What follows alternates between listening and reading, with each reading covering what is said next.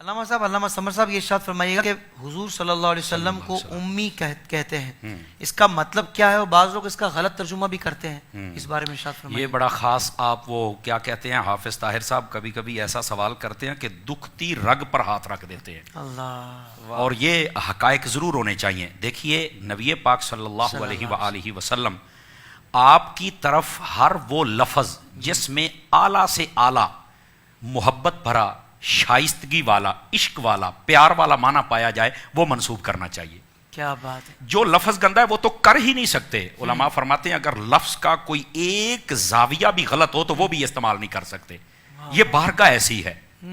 اب یہاں پر لفظ امی نبی پاک صلی اللہ علیہ وسلم کے صفاتی ناموں میں سے ایک نام ہے۔ بعض لوگ اس کا ترجمہ یہ کرتے ہیں کہ ان پڑھ، استغفر اللہ۔ یہ بہت بڑی جسارت ہے ان لوگوں کی، اور میں ہاتھ جوڑ کے ریکویسٹ کروں گا خدا کے لیے آپ کبھی امام احمد رضا کے چشمہ علم سے آ کے کوئی قطرہ پی لو، کیا بات ہے! آپ غوث جلی کے دریائے علم سے کوئی قطرہ پی لو، تمہیں پتہ چلے کہ محبت اور عشق میں ترجمہ کرنا کیسے ہے۔ بھائی واہ، سبحان اللہ! یہ لفظ امی اصل لغوی اعتبار سے اس کا معنی یہ بنتا ہی نہیں ہے۔ اگر لغوی اعتبار سے ابتدائی معنی دیکھا جائے نا، جڑ کو کہتے ہیں، ابتدا کو کہتے ہیں، مرکز و محور کو کہتے ہیں، ام القرا مکہ شہر کو کہتے ہیں۔ اس کا معنی ہے شہروں کی ماں، بستیوں کی ماں۔ سب سے پہلا شہر جو آباد ہوا تھا وہ یہی تھا، مکہ، خانہ کعبہ، یہاں سے ابتدا ہوئی ہے۔ سبحان اللہ، یہ قرآن مجید ہے نا جی، یہ لوح محفوظ میں تھا، اس کو ام الکتاب کہتے ہیں۔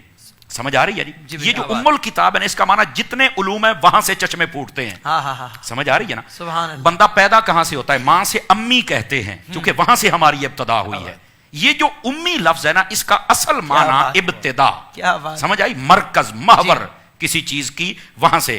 نبی پاک صلی اللہ علیہ وسلم کو جب امی کہا گیا نا، تو ہر خیر، ہر عظمت، ہر شرف، ہر علم، ہر چیز کا محور و مرکز و ابتدا میرے مصطفیٰ کی ذات ہے۔ اس کا اصل مطلب یہ بنتا ہے۔ سبحان اللہ! ٹھیک ہے؟ اچھا، اس اصطلاح کے اندر امی کا معنی یہ نہیں ہوتا ان پڑھ، یہ جسارت ہے۔ سیدی اعلیٰ حضرت کو پڑھ کے دیکھو، آپ نے فرمایا بے پڑھے ہوئے۔ اب اس کو میں تھوڑا سا کھول دوں، بے پڑھے ہوئے کا کیا مطلب ہے؟ بے پڑھے کا مطلب یہ کہ جس نے دنیا میں کسی سے نہ پڑھا ہو، نہ کوئی اسکالر ہو، نہ کوئی استاد ہو، نہ ماں باپ نے پڑھایا ہو، نہ چچا دادا نے پڑھایا ہو۔ تو اگر نبی پاک صلی اللہ علیہ وسلم پڑھے ہی نہیں تو بعض لوگ کہتے ہیں پھر ان پڑھ کہہ دیں، اور میں نے کہا بھائی جاہل تجھے یہی تو سمجھا رہے ہیں، تھوڑی سا سن تو صحیح نا۔ ہم اس معاملے میں پورے جذباتی ہو جاتے ہیں، مہربانی اپنے آپ کو سنبھالیے تھوڑا سا۔ بھائی تم نبی پاک کے بارے میں یہ ترجمہ کرتے ہو، تمہیں نے یہ حدیث نہیں پڑھی؟ حضور فرماتے ہیں بعثت معلما، اللہ نے مجھے معلم بنا کے بھیجا ہے۔ او بھائی مجھے بتاؤ، معلم ان پڑھ ہوتا ہے؟ کچھ خدا کا خوف کرو یار، جو معلم ہوتا ہے اسے ہر چیز کا علم ہوتا ہے۔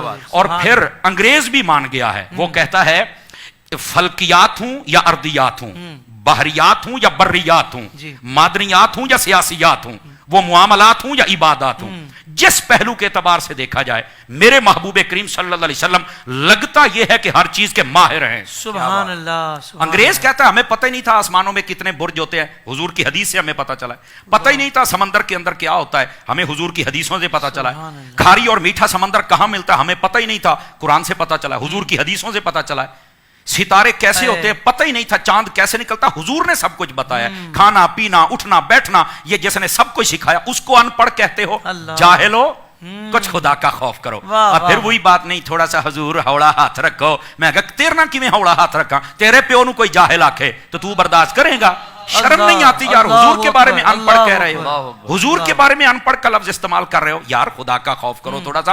امی لفظ کا یہ معنی ہی نہیں ہے۔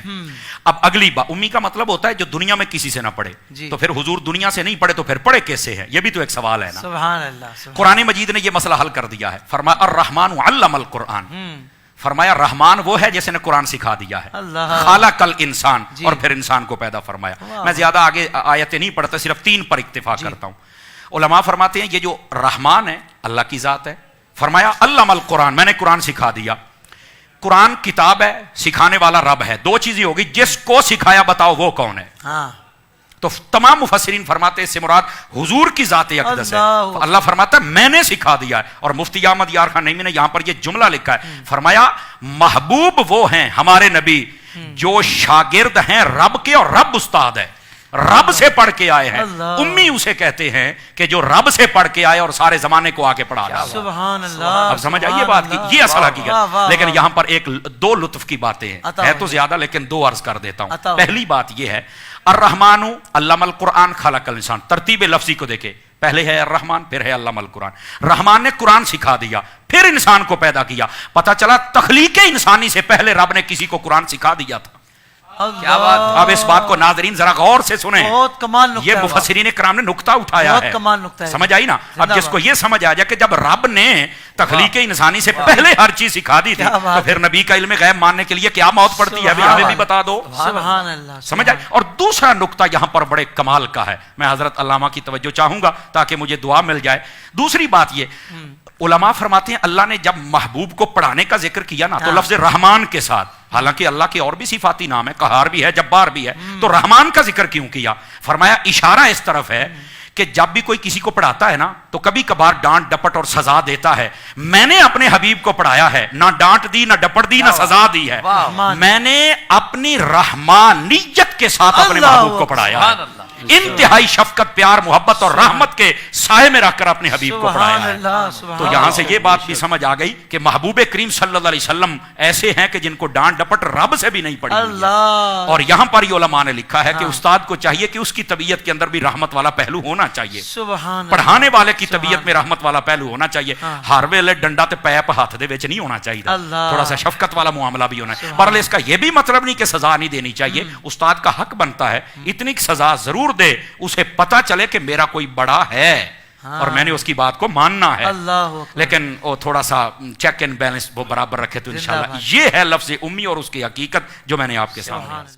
अगर आप अबाया लेना चाहते हैं और कहीं पसंद नहीं आ रहा, फिक्र ना कीजिए, ताहिर कादरी अबाया के पास बहुत खूबसूरत कलेक्शन है। आप दुनिया में कहीं भी रहते हो, जल्दी से विजिट कीजिए www.tahirqadriabaya.com और अपनी पसंद का अबाया ऑर्डर कीजिए।